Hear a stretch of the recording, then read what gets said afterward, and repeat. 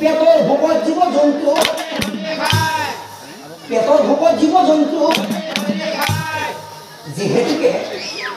যিহেতুকে মেধাতিথি নেকি পৰম শত্ৰু আছিল ধৰ্মপতি ৰজা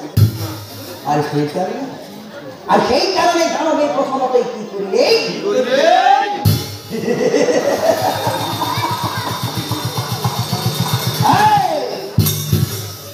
ধর্মপতি ধরি আনি পেলাইলে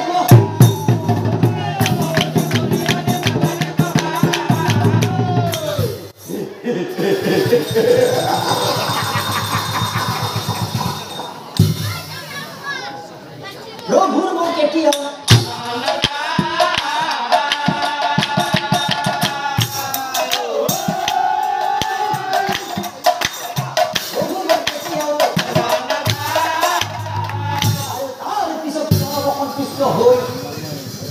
মহামায়া দেবী মন্দিরে বসে দানব বেগে চলে যায় ভাঙি সিংহী দেবীর মন্দির ধীরে দরিয়াই ভাঙি সিংহী দেবীর মন্দির ধীরে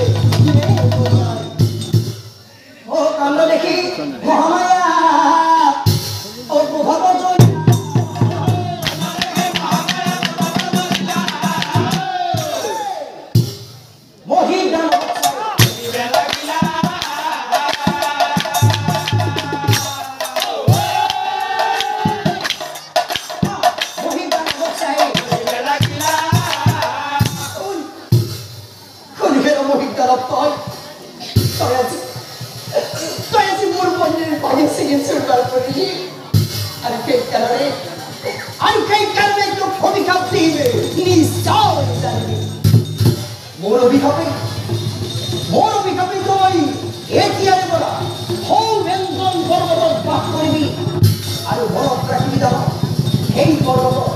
সেই পৰ্বতৰ কেৱল মাত্ৰ তই